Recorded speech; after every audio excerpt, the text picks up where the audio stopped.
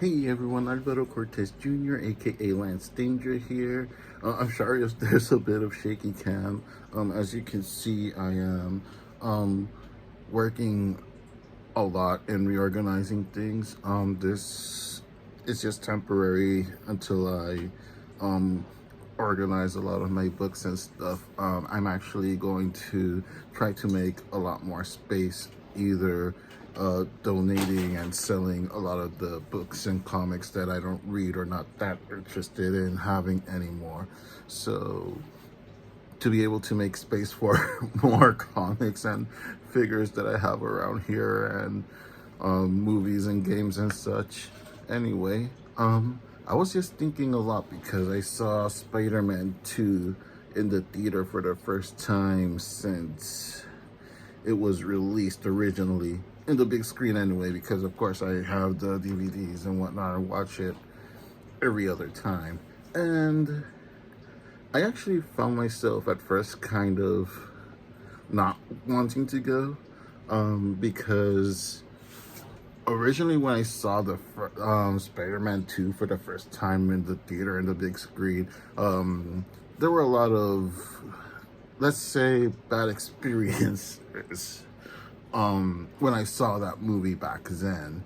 And somehow those experiences kind of stuck with the emotions of seeing that movie, even though it's a great movie and I love it. It's probably my favorite live action Spider-Man movie. Whenever the few times I would make myself watch it because I wanted to really enjoy the movie, I ended up really not enjoying it completely because it was attached to many things that happened in my life back then in that period of time. And so I was kind of like thinking to myself, like, maybe I should just skip the movie and whatnot, you know, maybe just see Spider-Man 3 and maybe Spider-Man No Way Home when it's that turn for that movie to come out in the theater again. I really enjoyed Spider-Man No Way Home, actually. But then I just said to myself, you know what, I'm never going to get over these kind of emotions, if you will, if I don't just confront them and say, hey, I enjoy this movie. Whatever happened in the past should remain there.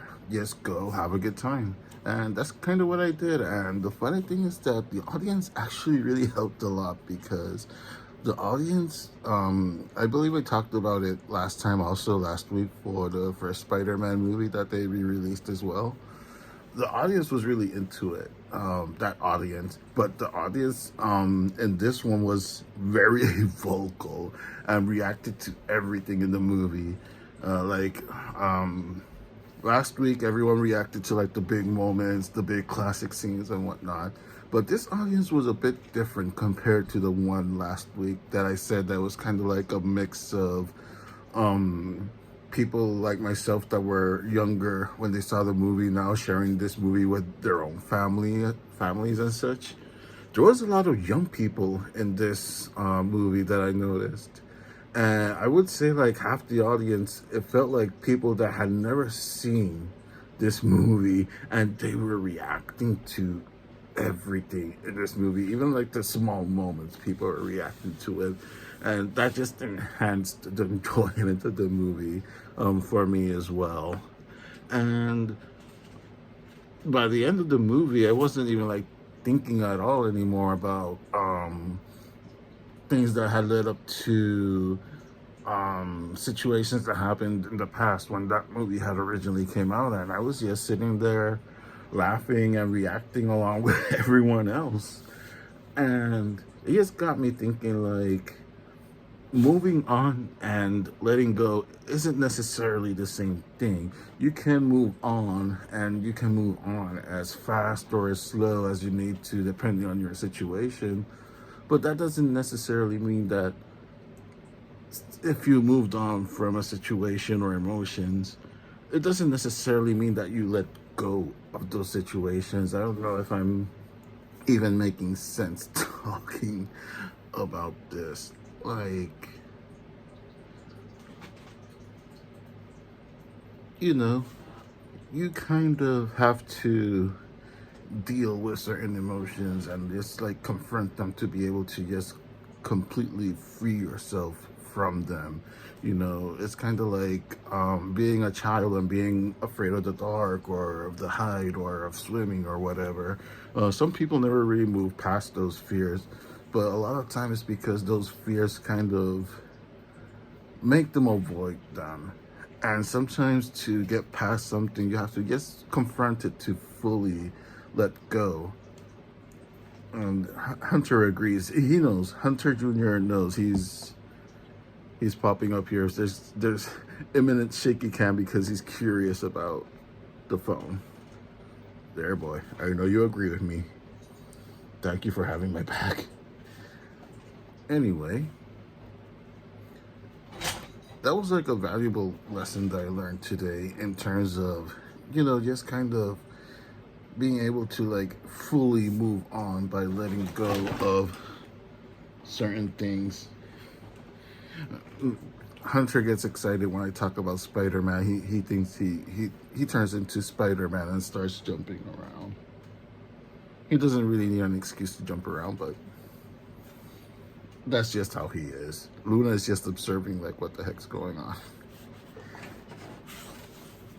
So yeah, like the importance of moving on. You can move on and still have these lingering emotions even if you don't realize it sometimes, until you kind of are forced to confront it depending on what situation it is.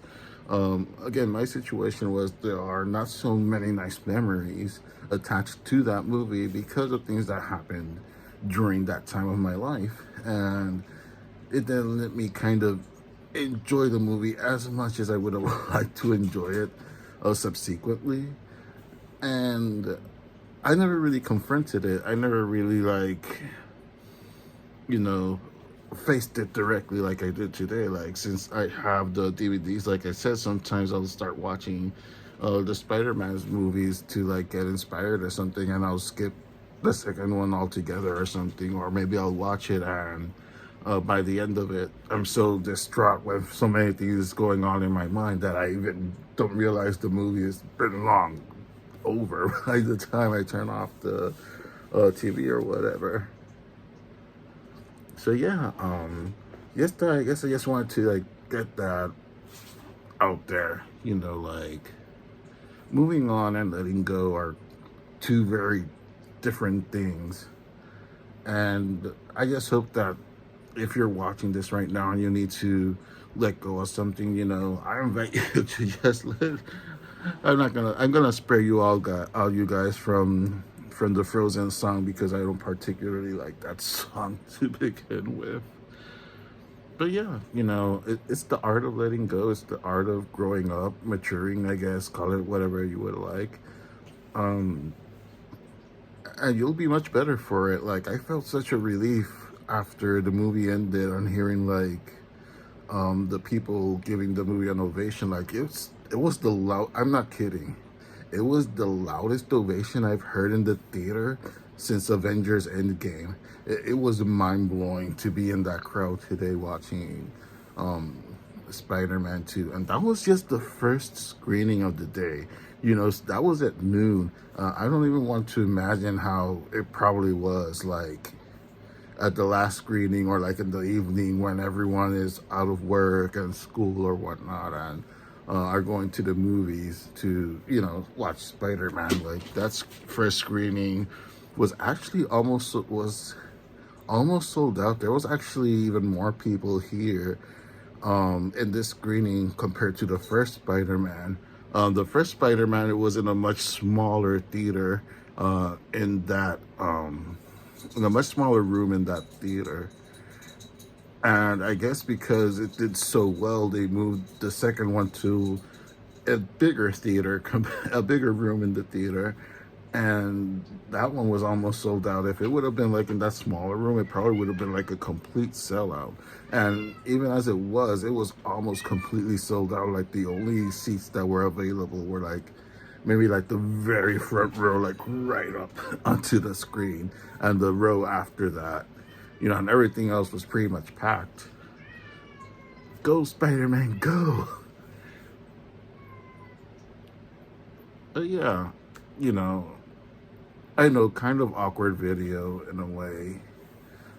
Usually I don't talk so openly like this about my stuff, even though I didn't go into details, but still, and I hope that in talking about this, if somebody has some kind of uh, emotional like anchor weighing you down, I invite you to confront it in a healthy way. Um, be self-aware. If you need to talk it out with someone in confidence, talk it out with somebody that you trust. If you the type of person that needs to talk it out, or simply write it out in a journal, or maybe a word processor on your electronic device or whatever. I don't know. I'm Generation X, borderline boomer or something. I don't know. But yeah, the thing is to just like get it out of your system, and hopefully you'll be much healthier and much more self-aware and much more at peace after that. I truly enjoyed Spider-Man 2, probably for the first time ever. Like, just completely enjoyed it without having anything else on my mind, and it was amazing. Anyway, thank you all for indulging in this kind of awkward self-reflective video, and I will catch you all next time. We are almost done with VEDA 2024. For me, it's going to be volume 1 because I'm going to do it in April and in August. Of course, VEDA standing for video every day, April or August. I want to challenge myself after doing it for 2 years in a row.